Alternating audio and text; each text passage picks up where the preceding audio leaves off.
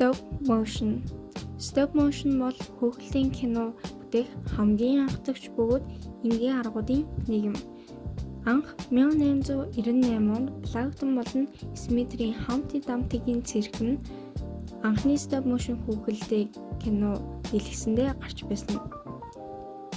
Рэй Харрисон бүх цаг үеийн хамгийн алдартай аниматор гэж нэрлэдэг бөгөөд 1949 оны Хүчирхэг Жоян кинонд анх оролцсоноос хойш түүний олгон 10 кинонд бүтээсэн анимашнууд өдгөөж дэлхийн шилдэг стоп моушн бүтээл тооцогддог хэвээр байгаа юм.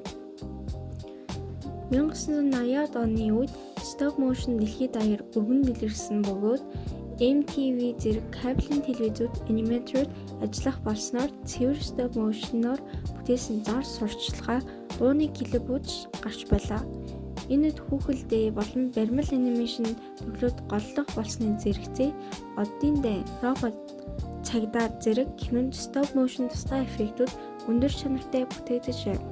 1975 онд дижитал гэрэл зургийн технологи нь хөгснөөр өргөн хэрэглэлийн нэвтэр нь 2000 оны ихэр стоп моушны хөгжилд нөлөөлж 2005 онд 100% дижитал камер ашиглан бүтээгдсэн робот хай телевизийн сурвалж Cartoon Network сувгаар засагсан шинэ нэрнийг эхлүүлжээ.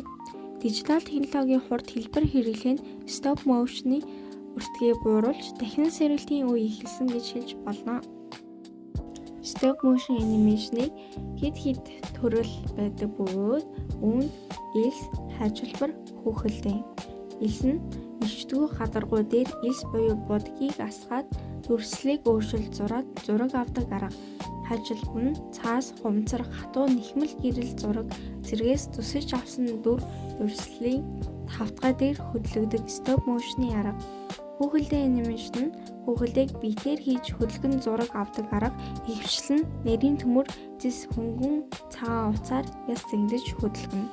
Мэргэжлийн студид уян холбоос бүхий металл арга ясыг ашигладаг.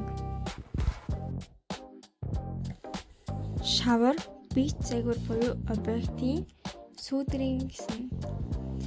Шавар нь дөрүүдийг баримлын шавраар бүтээж хөдөлгөх арга хамгийн өргөн дэлгэрсэн арга бөгөөд олон алдартай бүрэн хэмжээний хүүхэлдэйн киног энэ аргаар бүтээсэн байдаг. Биет загвар буюу объектийн анимашн стоп моушны хамгийн залуу төрөл бөгөөд бодит хүн амьтны буюу биет объектийн зургийг авч хөдөлгөөнд оруулдаг төрөл юм. Зарим тохиолдолд үүнийг фото анимашн гэж нэрлэх нь бий. Сүүдрийн арга буюу хавтгай дүрсийг гэрлийн эсрэг барилуулж сүүдрээр дүрслэх анимацийг хэлнэ.